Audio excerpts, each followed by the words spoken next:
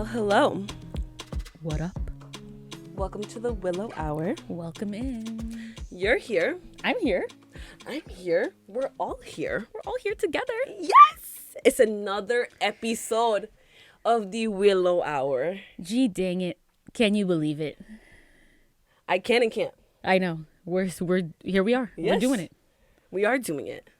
You guys are now, just so you know, Thweens. Thweens, welcome in. Yes, because We're summoning all the Thweens. Yep. I see some of you already here. when I realized we were Thweens, I was like, actually, she realized that we were Thweens, and Yeah. therefore, this is a Thween experience. This is a space for Thweens. This is the Thween space. Yep. The Willow Hour occurs in the Thween space. Mm-hmm. Just picture it. The Thweens hanging from the trees. Yeah. I hope you guys are Hanging from the willow.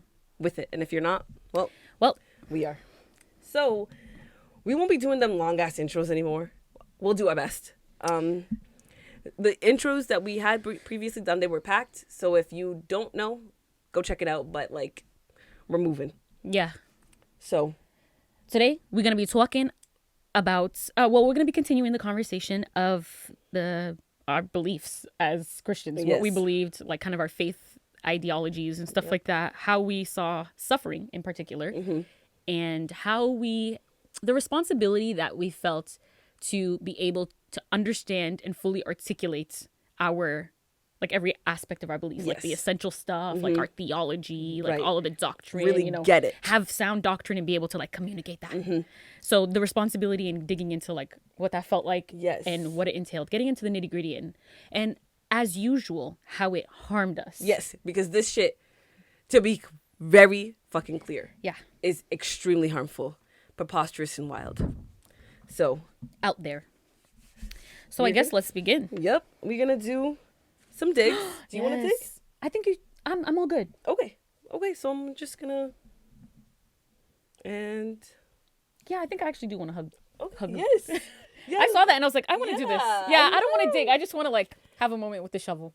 I feel like the Chouvlet really always, just, I don't know, it gives me like Ellie vibes, you know, just like Cuddly Yeah. and sweet. Mhm. Thank you. Thank you, No, Chouv.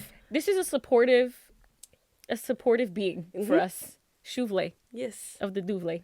So Gosh, thank you. Yeah, Thank you you for guys- bringing that for me. honestly, open yourself up to the possibility Yeah. of feeling disconnected to things in life. If you Yeah. need to get your own shovel from Home Depot, Yes. get your shovel. Yes. If you need to get a slingy, get a slingy. Like whatever you need.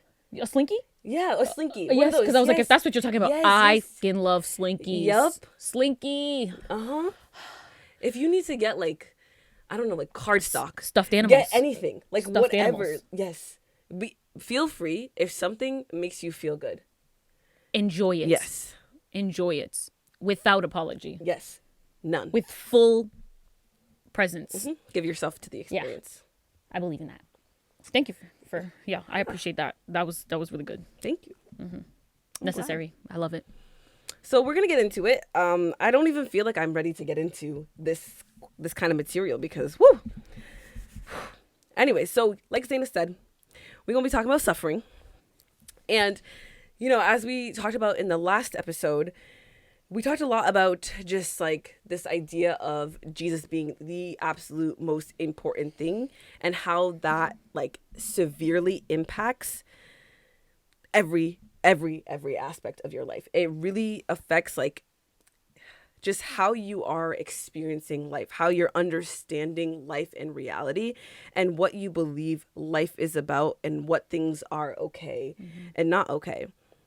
I feel like one huge thing that you believe about life is that suffering is holy.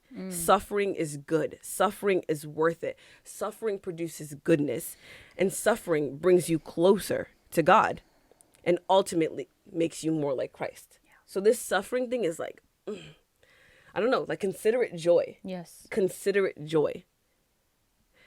That, I don't know. I brought some accompanying words because I feel like who better to tell us what, you know, the actual words than the text of the Bible. So we have here I won't go too ham because I have a lot here, but there's some that I'm just like, it says it. So 1 Peter 5:10 says, "And the God of all grace, who called us to his eternal glory in Christ, after you have suffered a little while, will himself restore you and make you strong, firm, and steadfast." I just, like, why do we have to include the after you have suffered a while? Why do Make I you strong. Yeah, why do I have to suffer, though?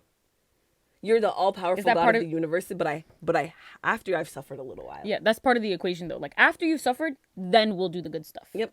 And then it'll be 1 Peter 4:1. "Therefore, since Christ suffered in his body, arm yourselves also with the same attitude, because whoever suffers in the body is done with sin." Sorry, that one is like, okay, all right. Yep. I'm gonna have to write that one in my notebook for a deeper study. Yeah, is done with sin. Done with suffer equal done with sin. Okay. Done with sin. Okay. Suffer. Okay. Done with sin. Mm-hmm. Got that. Another one. I don't even give you the reference. I won't bore you with that. "For our light and momentary troubles are achieving for us an eternal glory that far outweighs them all." Light and momentary. That's the thing. It just like downplays everything so hard. Light and momentary. Yeah. Just for this eternal glory. The version I know is this light and momentary affliction is preparing for us the eternal weight of glory. Mm-hmm. Light and momentary affliction. Like a pinch. Like I just... Yep, just light. Light and momentary. Light and momentary. Because like just I didn't even break all but a skin. moment. I didn't break skin. Nope. I just pinched you. So it was just like, ow. Yep. Everything too. That's the experience that you're supposed to have when you're like, oh, I'm suffering. No, but like it's just a pinch because the weight of goodness later is going to... That's how it's going to be. It's going to be like a pinch. It's like nothing. Just hit me. Light and momentary. "Blessed is the one who perseveres under trial, because having stood the test, that person will receive the crown of life that the Lord has promised to those who love him." There's a lot of here. A lot of things here. Like I need to suffer. I'm going to make sure I love him, and I stand, I go through the test. I persevere under the trial. That will all allow me to receive the crown of life. But I thought it was like a free gift of salvation. This is a lot of extra things that I got to do on my part. "I want to know Christ. Yes, to know the power of his resurrection and participate in his sufferings, becoming like him in his death." What? This is that Message version?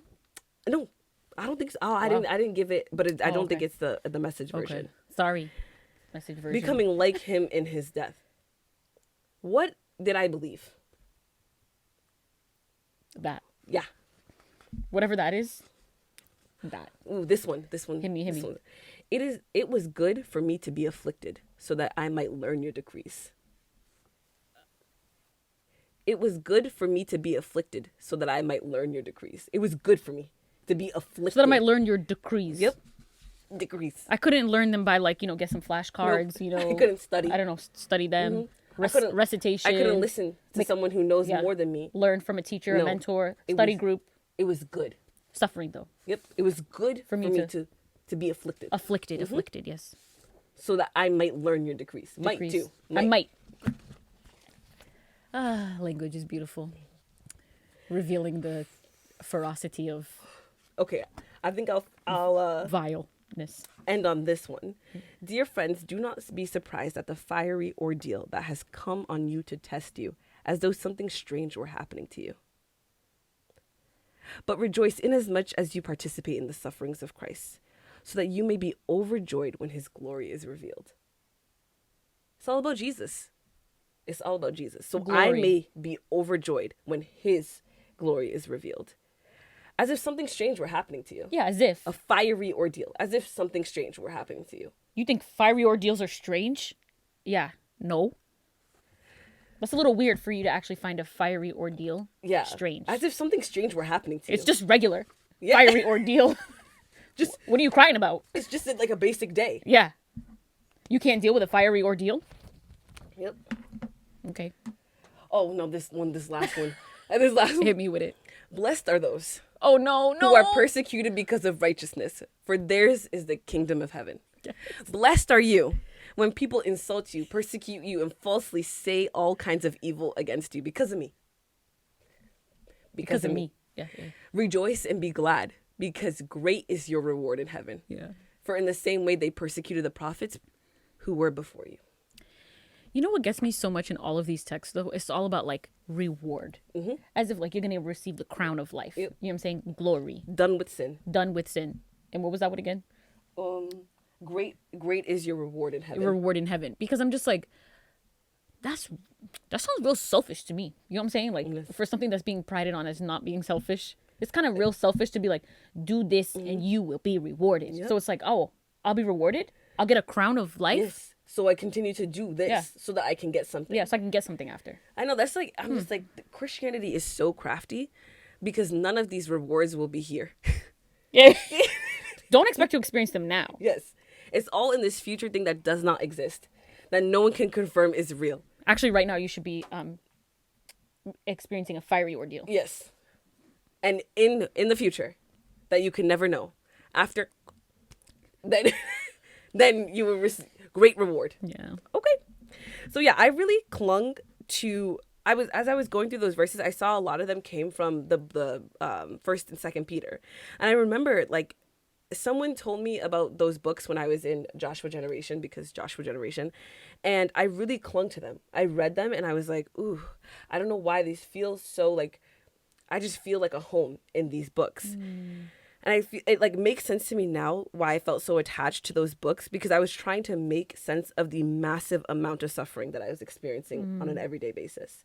And so when I was like, oh, this suffering makes sense, this suffering is for a reason, it like anchored me in something. I was like, I guess this is the life, this is the holy calling, this is what I'm supposed to be doing. So, like, yeah, why would I be as if something strange were happening to me? This is it. There is so much said about Jesus suffering and how beautiful it was that he suffered so greatly, and what an honor it would be. An honor to participate in the suffering. An honor. Honor.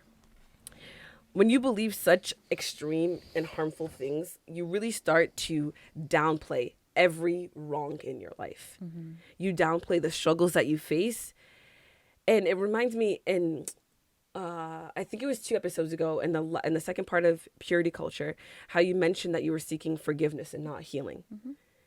I feel like that's sadly a perfect example of how you downplay the shit in your own life, and how the focus is on what it's just not supposed to be on. Yeah. And you can't even give weight to your own experience. You cannot even for a moment feel that something was wrong, like as if something were strange were happening to you. That just keeps coming back to me, like, why are you whimpering? Almost like, get over yourself. This is just part of the Christian experience, and like, just move on. And also that you have to turn it into a learning thing. Yes. Like, everything has to be forced into a learning. I don't know if you're going to mention this, but like, so that I might learn your decrees. So like, while you're suffering and while I'm over here, like, maybe I need to learn something through my trauma, through my abuse. Like, maybe produces something. Yeah, it produces something that makes me more like Christ too. Yeah. Okay. Is then not a scary ass thought?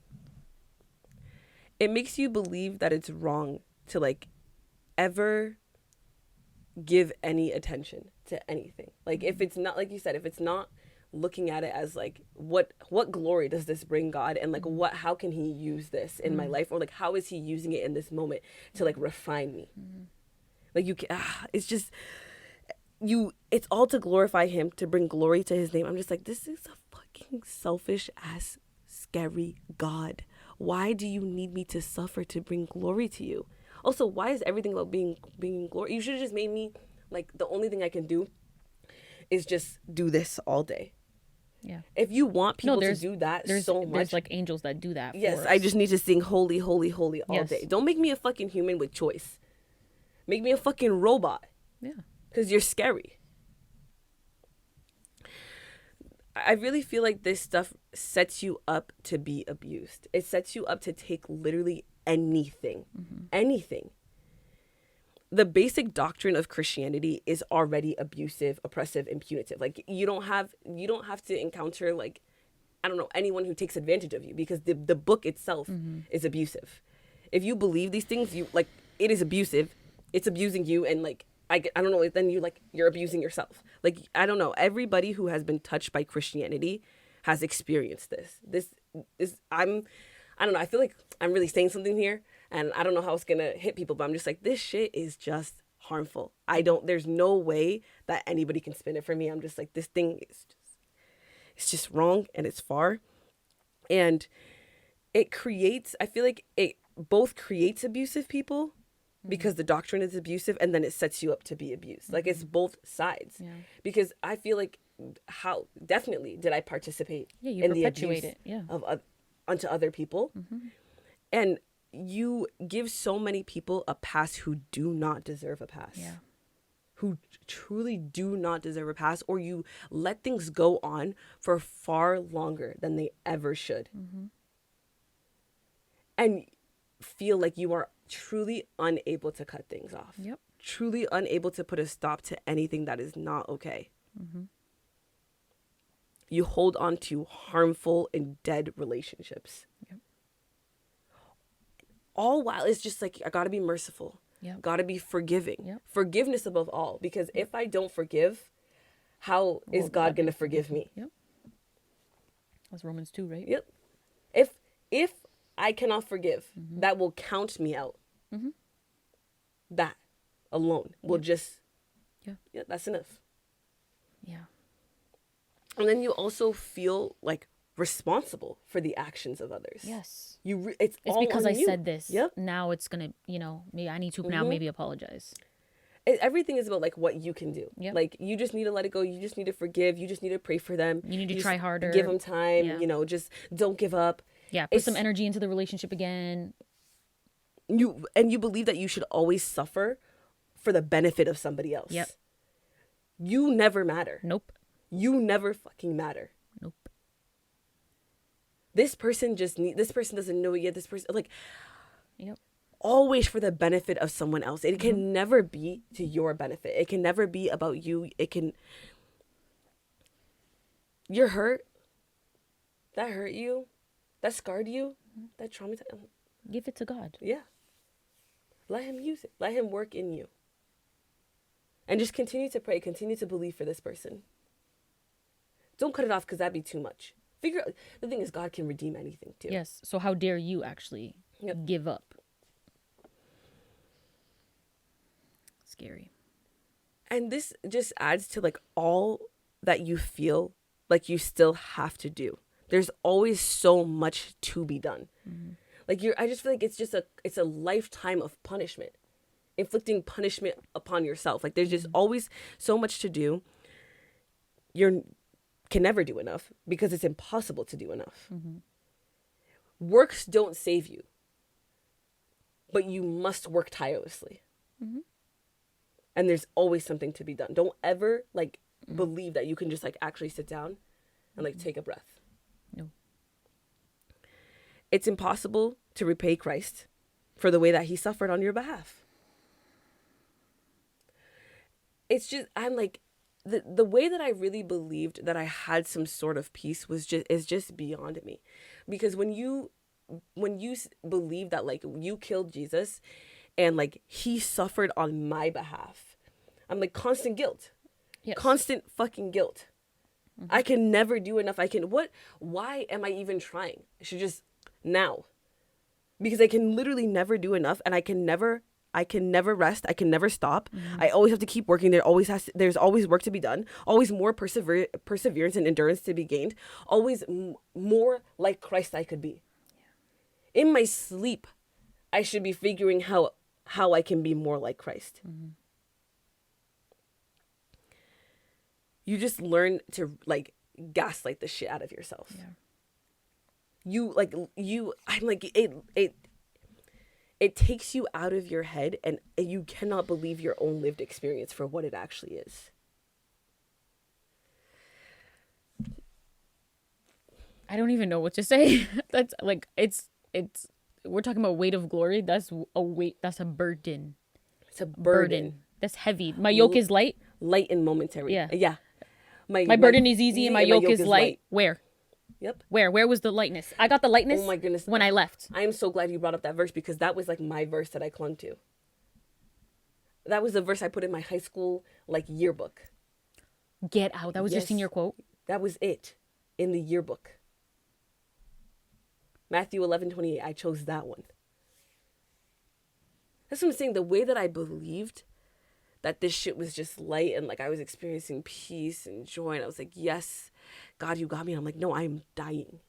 I am suffocating under the weight of this. I am losing everything every single day. My heart hurts. Like my actual physical heart cannot take the amount of stress on my life because of what I believe. Yeah. Yeah, I feel like I wanted to actually mention when you were giving all those verses, but I was like, no, I don't know. I wanted to just say too, like, it's kind of like off. I had all these notes on suffering, but then I was like, no, this one thing sticks out for me, that the Bible itself is scary. Like, if we've been talking about this a lot for the last couple of weeks, but just like, is constant threats of death. Like, oh yes, because you were talking about like basically the reward. And I felt like I wanted to just mention that like the punishment is very prevalent. It's severe. It's very binary. It's, you know what I'm saying? Like, obviously the entire thing is binary, but constant threats of death and destruction for people en masse though. Yep. I was okay. But also for a million particular actions, like do this, do this, death on you. And that's why, stories of those threats being fulfilled. Yes, exactly. Yeah. So this is why, how can you not be fucking, like, how can your heart not be literally hurting under the weight of that? Yeah. To believe that there's so many things. Yep. So the consequences are severe. The most severe. Yeah, I was going to say the most severe consequences there could be. The most severe consequences that are possible from the most important and powerful being in the universe. Actually, I could just stop at the most important and powerful being, because what, in all time, right? There is no time ever. to Yes, God. You know what I'm saying? Like the most, just the great I am. Yes, exactly. That's it. There's no other words. You know what I'm saying? Like, that's how big it is. Yep. And just like little old me. Oh my gosh, I even want to mention Rhett and Link were talking about how self-centered Christianity is. This is just, well, this is really off topic, but like just saying that, I was mentioning this before, it's just so self-centered, right? Like God, the great I am, the biggest God ever, is just sitting there being worried about like the minuscule shit that I'm doing. Yep. That is just so self-centered. Really? Okay. But anyways, oh my gosh, I know saying Rhett and Link, you know the people are gonna be like, they're talking about Rhett and Link. Yep. No. The people who know Rhett and Link and are already against Rhett and Link, they're gonna be like, yes. yeah, of course they're talking about Rhett and Link. You know what I'm saying? Oh my God, I fucking love Rhett and Link. Okay, sorry. We support. Okay. There's a lot more I could say, but I won't. I want to talk about, actually, sorry, I hope I didn't hit the mic. You know, I'd be doing that. I'd be really just. Thank you, Mike. I love you, Mike. I'm gonna call you Meek. I like that. Meek. Meek is a tween. Meek is a tween. Yeah. I don't know. Gosh, I like that. Meek Troyan. Troyan Meek. Oh, Troyan Meek. This is Troyan Meek. This is Nico. Nico. Yes. Troyan Meek. I love you. Guys, meet Nico. Meet Troyan. Meek. Welcome. Yeah. For the first time, introductions. Wow. Oh my goodness, I'm so sorry we neglected you for so long. I know. They will now be being introduced into the podcast on the screen. Yeah. Okay. Yes. You know, we need the lightness. Yes, we do. It's because good to have these moments. Yeah. And that's what we about. So yeah, I just, you know, want to pick up from the way that you downplay everything, the way that you downplay suffering, and how there's no hope apart from Jesus. So you just expect the suffering in the world to get worse, because until you're just expecting people to suffer, because, you know, suffering is good for you, I guess. And also it gives God glory. And also, like, Jesus is the only person that can like redeem it all. Yeah. We're waiting for him to restore it. We're waiting for him. The whole, or all of creation is groaning. Yes. Groaning. We are just Yep. waiting. And it's just, and the Bible says it's going to get worse before it gets better. And I really wanted to talk about this because the way that you view the world because of this Yes. is so fucking scary. Like, it is terrifying. Like, I remember like sitting with this and just being like, what am I, like, how do I really feel about people? And am I being implored to care? I'm actually being implored not to care. Yes. Like, it creates a mindset that like it's inevitable. It's the Suffering is inevitable. expectation. And, Satan is doing work, but God is, he's working on it. Yep. He's waiting for everybody to come to full repentance. And like the time will be, no one knows the day or the hour. Nope. It's just going to come when it comes, and it's going to be good. And you believe that it's more important to convert people than to attend to any current injustices. Yes. Because if everybody's a Christian, then none of this shit will be happening. Yes. Which is actually the most incorrect statement. Oh my goodness. It's actually, a lot of it is happening as we know because of them. Oh my God. But anyways, this is changing. Yes. Like, Oh my more goodness. Christians are being like, we should care about the world right now. Yes. It's very, I'm not going to say it's very new. It's very new to my eyes. I'll say that. It's new to my eyes. I'm seeing tides shifting a little bit, but okay. Yeah. Is that supposed to be good? For the larger majority, that is not the case. Oh my goodness. But the people who are also taking part in social justice are also sort of doing it in the shadows with trepidation. Yes. Like, I guess I'm going to post about Black Lives Matter and my family's going to find out about it. Yeah. Yeah. Most are nowhere as loud as the majority of people who are causing the issues. Absolutely. And the majority of people who just don't give a fuck. Yeah. Who are just like, I need to convert people to Jesus and people need to follow Jesus. That's the most important thing. Above all. Everything will be good if we just get everybody on the side of Jesus. Don't slow down. Nope. To care for anything. No. This is the only thing that Like, matters. I'm sorry we're all suffering though. But God But will restore it. yes. Hope, there's no hope apart from Jesus. So like, if you put your hope in Jesus, now you have something to look forward to. Yep. Now you can feel, the thing is, now you can now feel joy in your suffering.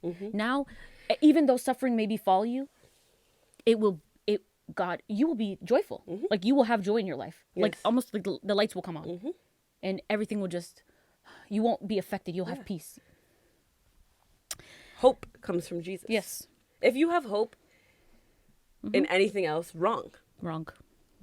That's how you're going to be sad. If you put it anywhere but Jesus. Jesus, joy. Anything else, sad. Yeah, you really don't believe actually anybody else is experiencing happiness. Nope. But I want to say this. The apathy is anti-human. It is anti-human. Yes. The apathy for others is anti-human. And I had to really reckon with that. And that's really scary to think that you care about people and to realize that everyone around you is really teaching you not to care, to really just care about if they're Christian.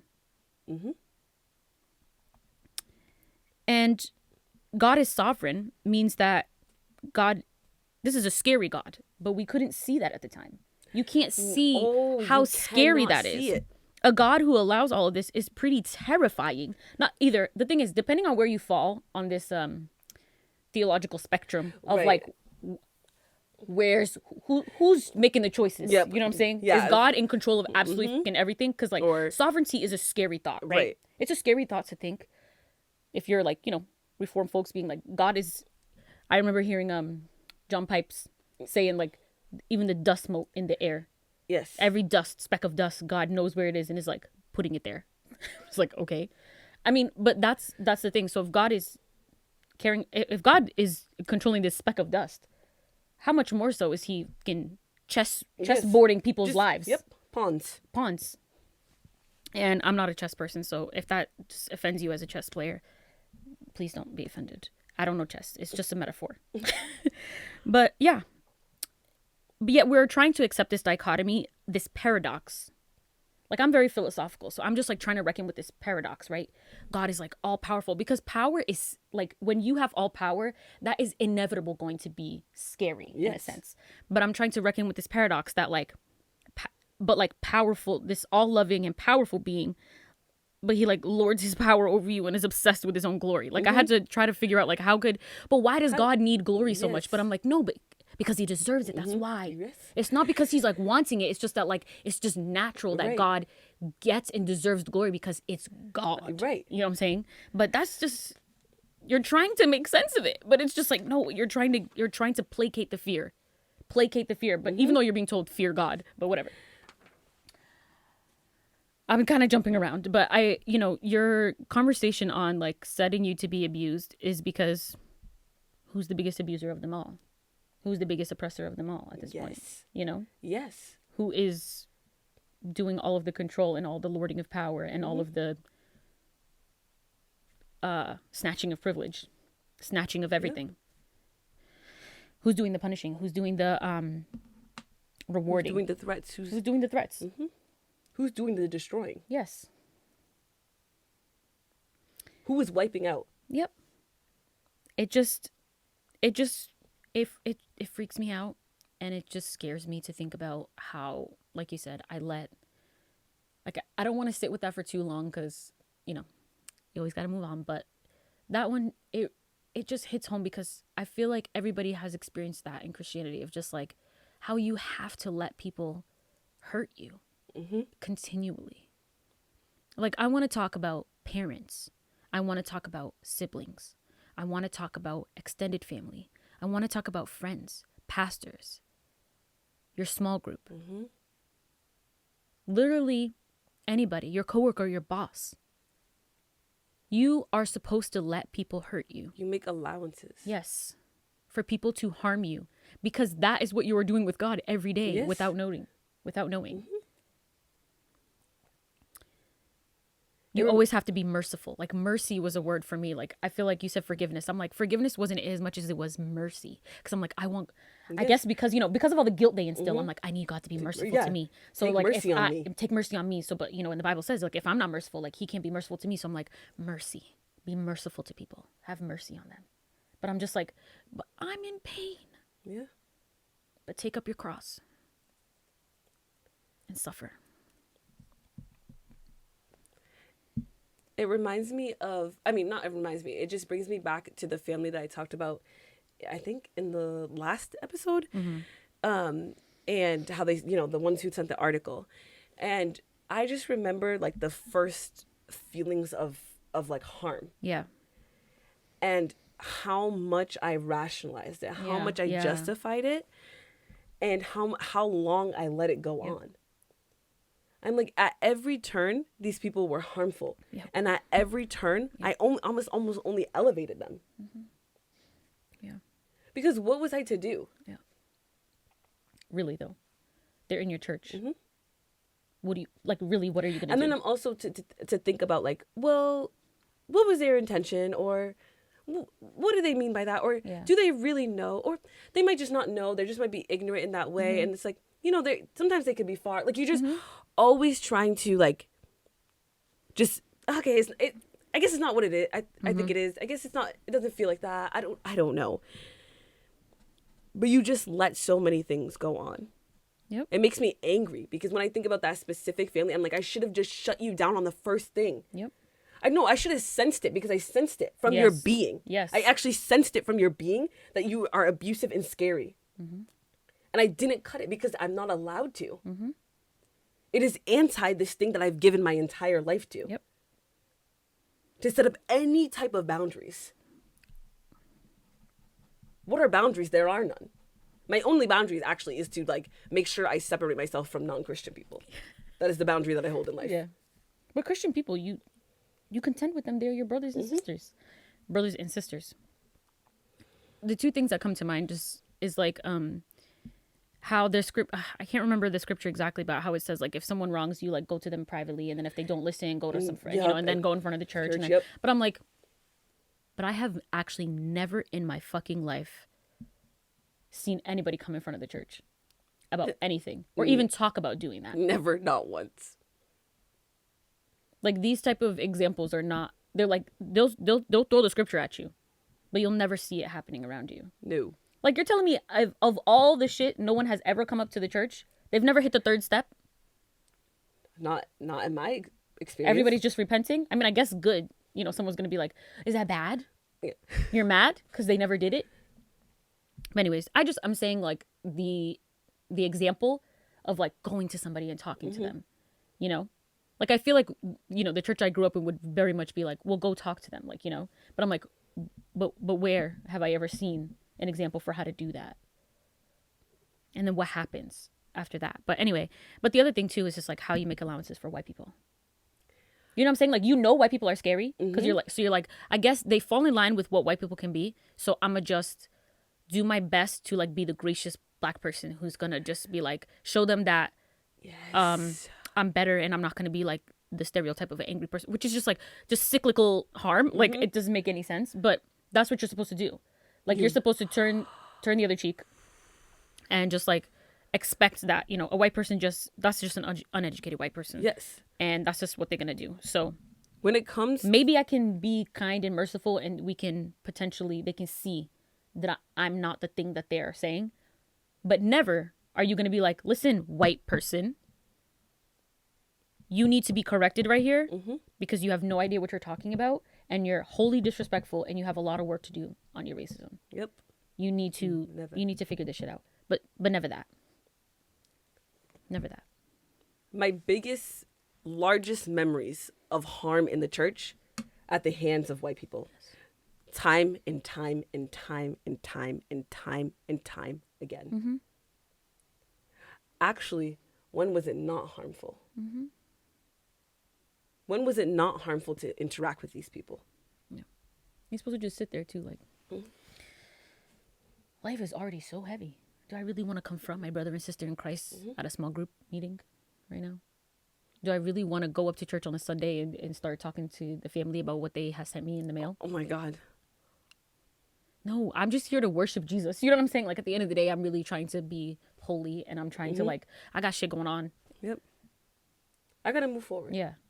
Maybe God will work through this and I'll just listen to God and see what maybe comes I can next. pray and I can just leave it in God's hands. Let go and let God. Oh my gosh, scary.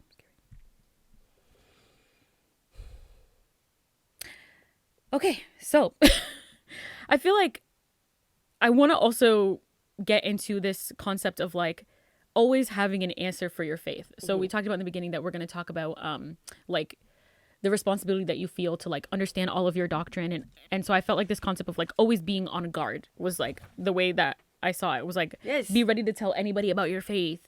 Basically, be an apologist. Like, know everything. Know enough to answer, like, any question that someone may have. Because, obviously, like we said, the most important thing is to, like, make sure people come to Jesus. So, like, you should be doing this for yourself. So, if you're not even doing it for yourself, then what are you doing? Yeah. But at the very least, you should be able to answer it for someone else. And the amount of shame that I felt for like not feeling or knowing God enough, not knowing the Bible enough, and how much of it's actually this like low-key spiritual race between you and the Christians around you. Like if you hear that your friends are starting to read the Bible again, they've been slacking and now they're like, yeah, I've been reading the Bible, it's just been God's been just oh my God, all these things. And you're like, you tell them, you're like, oh, I gotta pencil in some Bible study this week because I'm gonna be the one in the back of the race. I can't be in the back. I can't let anyone see that or find out that I've been slacking this hard. No. Or just like I gotta make sure that I'm just like at least somewhere in the middle of the road. At least. Yes. I can't be the one who's just like everyone's looking at me and being like, yeah, Z's just been going through it. Really, having doubts or you just can't really be that one. Yeah, no, not reading the Bible. No. I've noticed that like Z says something, and I just wasn't sure where that came. You know what I'm saying? Like yes. I don't know, like where that, like this, just like, it's just a little off. You know what I'm saying? So you're not trying to be that person. It's a low-key spiritual race. The thing is, I'm not even, if they are doing things that you are inferiority.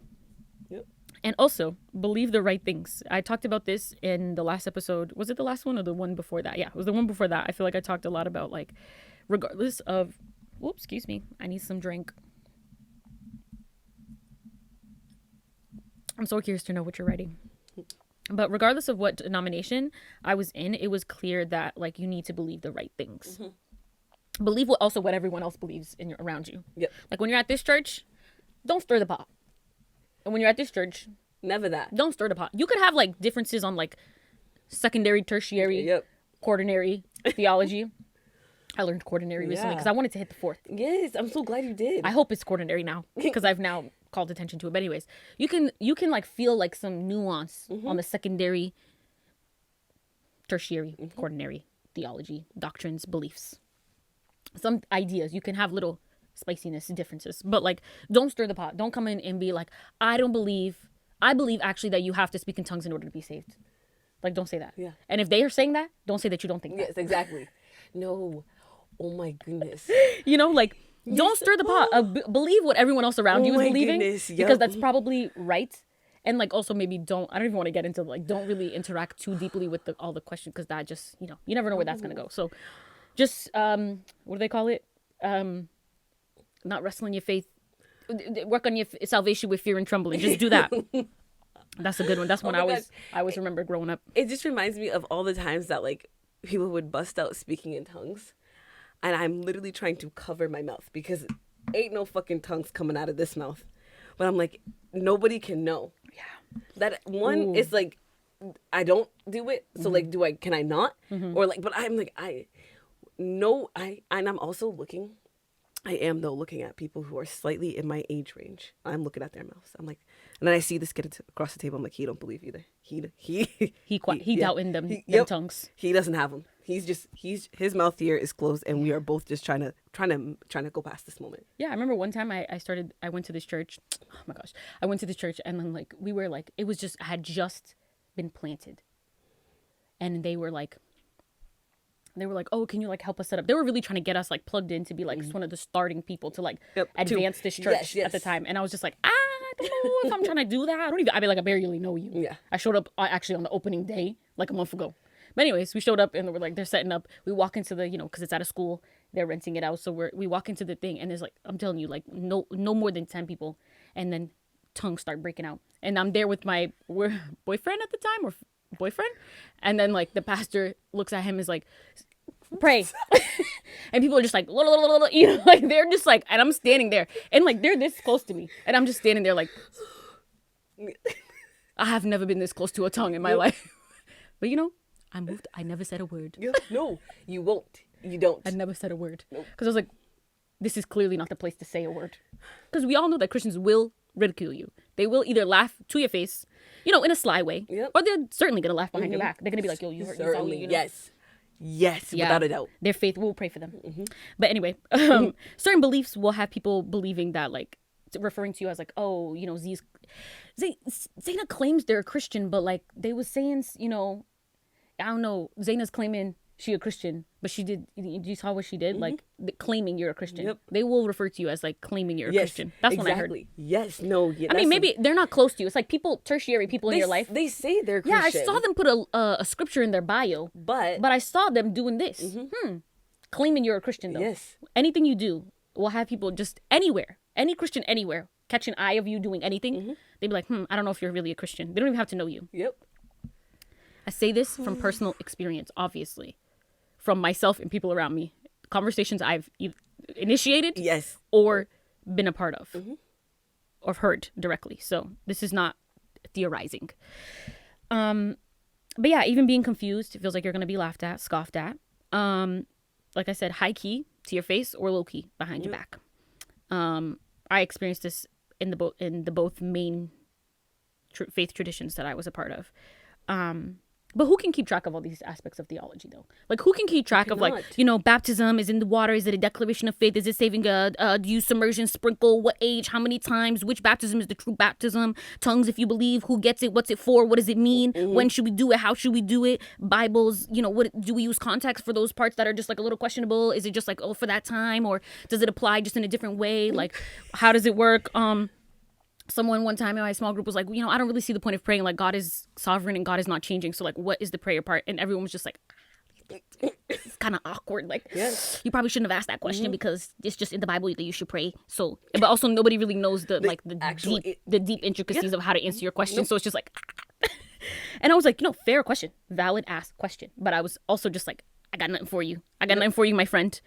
But that's how it was, though. That's how people treat you. If you're going to be the one that's going to say the thing, that's going to be... But you need to always have an answer. People who have questions are brushed off. So always have an answer. Always have an answer. Always be on guard. Yes. Always be praying. Always know what you believe. Be hyper vigilant and be judge every thought and judge every belief and make sure that like if anyone's ready, you have your Yes. you have your beliefs just Yep. ready to go. You're like they have a question, you have an answer. Yep. They have a verse that they've twisted, you could tell them what it means. That's how it goes. Yes. Have your shit on lock. Yeah. Airtight. Airtight. And if you don't know it, get fucking going. Yeah. I remember, like, I always felt so embarrassed because, like, Logan didn't know as much of the Bible as I knew. And I felt like I knew less than everybody else in our circle. Yeah. But I'm like, I feel like I know how to fudge it. I know how to, like, be Yes. silent when it's the right time to be silent and, like, speak up when I know for sure my shit is airtight. So at least the moments that I do speak, it is clear, abundantly clear that I know my shit. But you also know how to like swerve around a Yep. question with like a really good just some of this. I don't have to Yep. give you like a really direct something, but I could if you really need me to speak in this moment, I could be silent and just wait for it to gloss over me. But like if you need an answer, I know how to just redirect. I can just Yep. give something that will be like, oh, okay, you know something. Yes.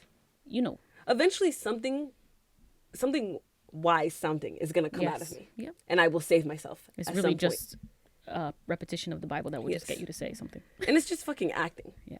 That's the thing. I respect Logan 100 because that he was never into the acting shit. He was never trying to do nothing, perform nothing for nobody. And so good for him for not knowing this horrible ass text. Yeah. Good. Yeah. Oh my gosh. I had so many thoughts for so much of what you were saying, but I was like, I don't even know. I said that, I think so. I'm like, maybe I'll just keep it all in the section, but because you just said so much. Oh my goodness. I really took like always have an answer to heart after Joshua Generation because though, that was the first time I was really introduced to like apologetics and understanding like this religion, other religions. Yes. Why other religions weren't the one and why this one was the one. How this one was like perfectly crafted, crafted to be the right one. Like this this one makes sense. This is reality and this is how everybody else has it wrong. And like I've mentioned it previously, the first 10 days of Joshua Generation were boot camp. It was intensive learning, crash course in everything you need to know. All the important, that way when you're on the street converting the masses, you have something to say for everything that they have. Yeah. You can rebut and debate everything. Yeah. Everything. Also, you're a child. Yes. I was out here on the street really telling people what life is about. I'm like literally a child talking to like 34-year-olds, 58-year-olds, just telling them about what is true about life. Yeah. I really believed that like I knew, but they made it was like, you need to know. Nothing. JG lit me up in every single way imaginable, but absolutely, I took the text so differently after that moment. I was like, I need to know. Yeah. This text, I need to know it. Gone are the days that I could just passively take in these words. I need to now get into the Bible for myself and really be absorbing these scriptures and taking them to heart. Yep. And I'm not going to go through this thing right here, but I brought it out because, there's a lot of material that I received from JG. And this one is called The Test of Christianity. The 10 most common objections. Always have an answer. The 10 most common objections. So it just brings you through a whole list of objections or things that people could say to like discredit Christianity or like make it like seem like tomfoolery or actually like these are just stupid questions that people shouldn't ask, like ha, they're so dumb they don't even know. And here are all of the answers for you. This is just like a quick little packet of answers for all of the world's biggest questions. Foolish. Just a couple pages with a staple. Yep. A loving God would never put people in hell. Yeah. How can I serve a God who has killed children? Fair question, actually. First of all, children receiving this. Yeah. To answer. About Yep. children. Oh my goodness. The way that they underline theory next to evolution. Yeah. And bolded it big. Make sure you know. Yep. Oh my God. Joshua Generation wrecked me in every single possible way. But I really left that experience feeling the weight of like I have not read the Bible cover to cover. And no matter how much I know and no matter how much I can, like, I don't know, move this conversation in ways that make me look good, I still actually have never read the Bible cover to cover. Right. So it is actually just a matter of time. At any moment, I'm actually there's a chance, actually, even though I'm like finessing this, there's also a chance that I'm gonna be found out because I just have not read it. It will. Yeah. From cover to cover. When someone says something in like Nehemiah, I'm just like, don't know that one actually. Like, oh, you know that time? Yes. I'm just like. I do like the quietest I'd be nod. Like, Yeah, it's not like because I don't want to give like this overwhelming yes, almost so that you're like waiting for me to like jump in. No, but like, I cannot. oh, what about it? Yeah, but I cannot say no. Yeah, certainly not that. I'd be like, oh, I feel like I mean, I wouldn't go as far as to like lie, but like, I feel like you don't want to give away that you genuinely like it's a blank. And like honestly, part of me was hoping that as they would speak, I would know what they're talking about. Yes. So I'm like, I'm not gonna out myself that I completely don't know yet until I really feel like I truly don't know, and then I guess at that point, I'll just have to improvise and figure out. But I'm like, maybe I'm honestly hoping that some part of it I know. I've like heard in like a church sermon enough that I can feel that I won't trip up in this moment and say like, yeah, that's not what was it, Nehemiah. It do depend on like who is bringing it up. Yes. Because I'm like, maybe with some peers, I'll be like, it depends on the peer. But like, I'm saying with parents, I'm just like, I swear for me, I'm like, I got the harshest criticism of like, you need to know your faith. So I was just like, it depends on how much I'm a finesse. Maybe I'd be like, oh, I'm not sure I know that one.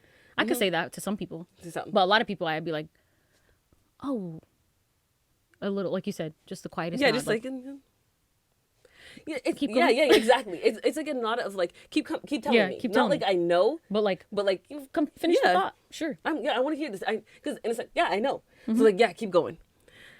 Oh my goodness.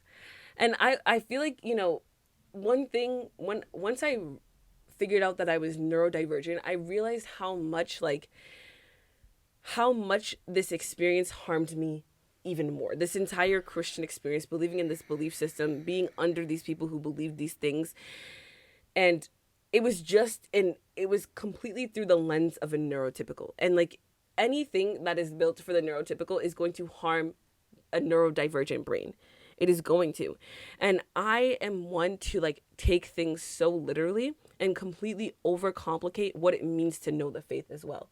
Like I'm going to take it seriously when you say I need to have an answer for overcomplicate. Everything. I don't think so.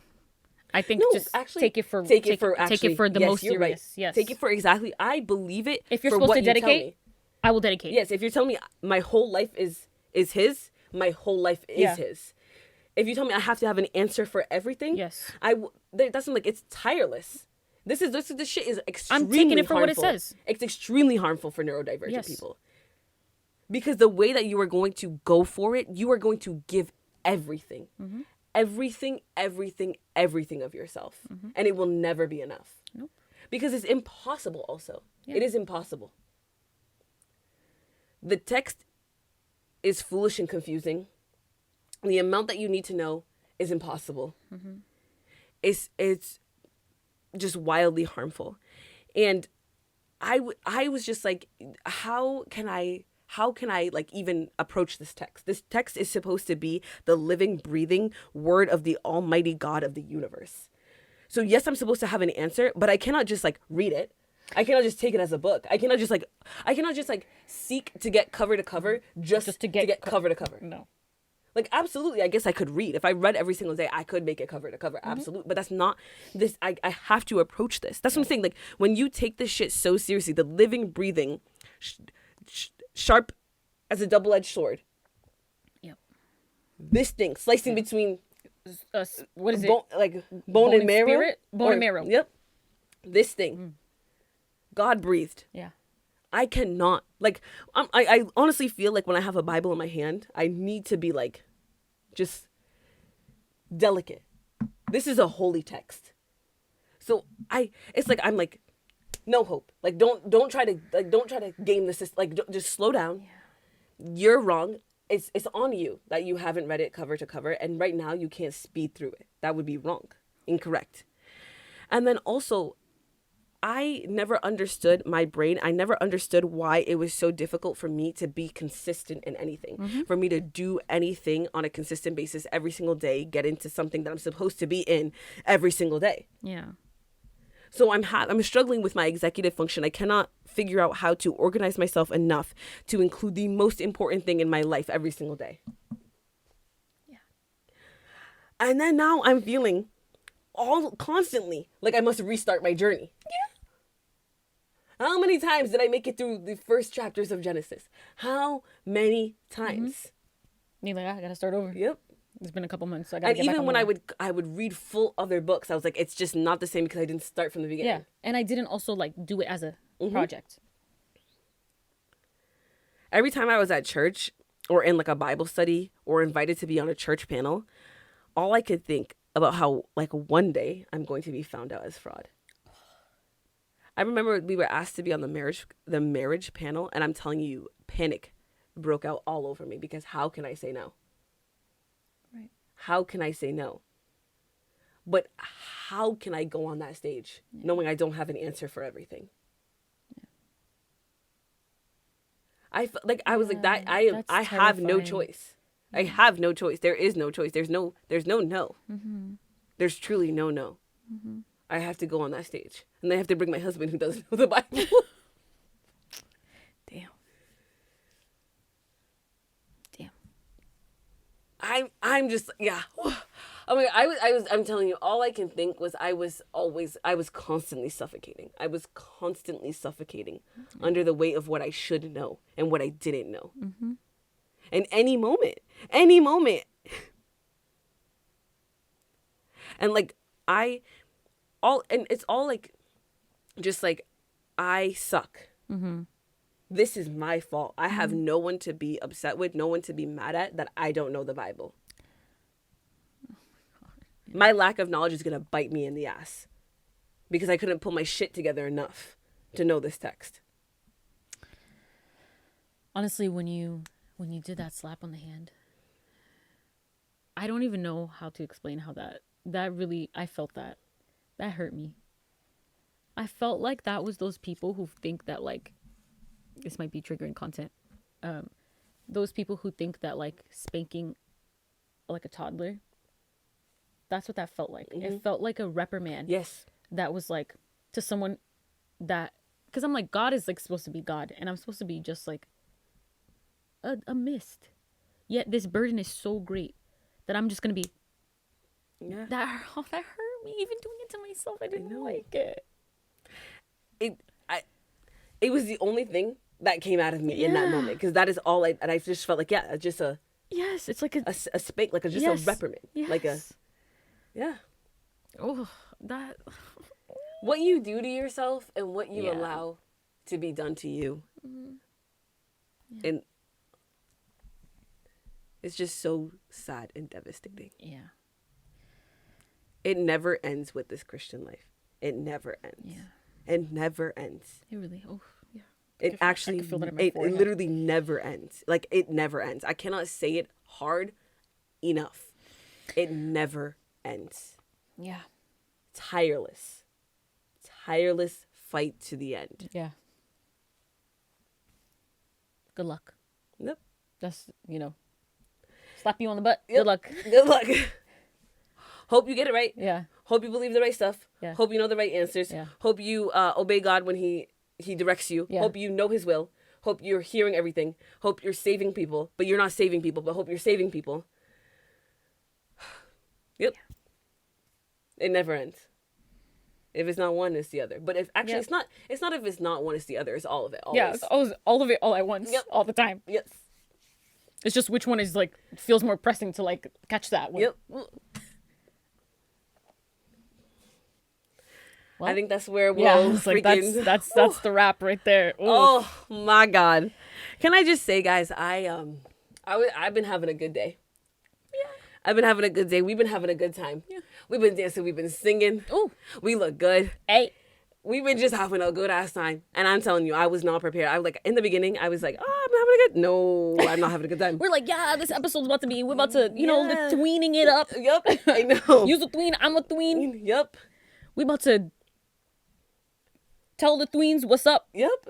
And I was like, fuck, man. Fuck.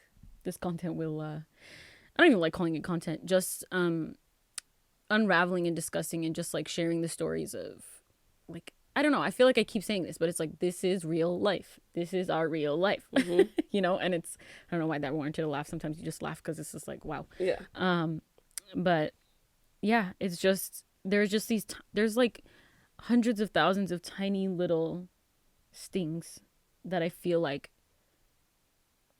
I don't know I don't even know where that was going, but like how to explain just like, it's just, there's so many things and it's heavy, but it's also just like, it's like a paper cut too in the same way. You know what I mean? Like, that's what I mean. It's just like this incessant stinging in a place that you can't see and you can't, I don't know. It burns. It's so tiny, but it burns. I don't even know what that means, how it came out, but like, I don't know. It's just, it's a lot and it's real life. And it's just talking about it will always just, you know. Yes. It will. Yes. Yes. At least, I mean, maybe not always. But I think like, you know, certain conversations or certain topics or certain things, you know, like I'm going to be okay. I'm okay. Yeah. But it's just difficult, you know. It's just difficult. And sometimes it'll just be like, you know, you got to take care having these conversations and, you know, trying to take care while we're having these. And yeah, I hope you enjoyed the convo, I guess. Yeah. Well, enjoyed the presence and enjoyed the time, the conversation. Let us know sort of, I mean, if you've experienced this, let us know, like, what, was there a point of connection in something? And like, how did you experience like the responsibility? Like, was that something that was really big for you of like feeling like you always had to have an answer? Or like, did you feel like you measured up to like maybe what you should be, like the standard, or like even the people around you, or like what, I don't know, what was that like for you? And I don't know who's here who hasn't experienced any of this. If you really made it to the end, wow. Thank you for being here. But what was something that surprised you about something that we talked about?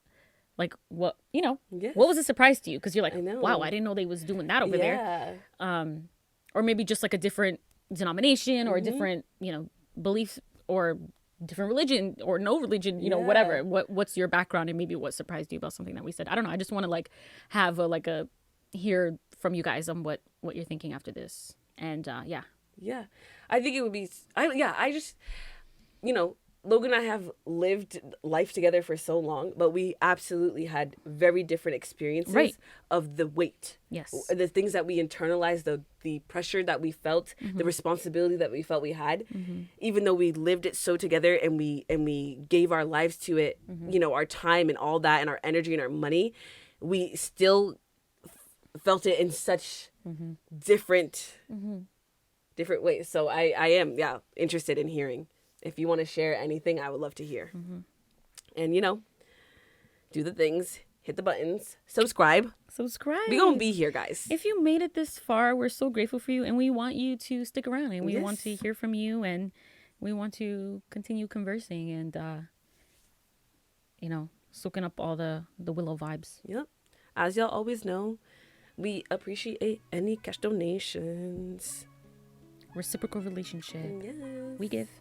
You give if you're able and willing, and it's, you know, something that would be a good idea for you, and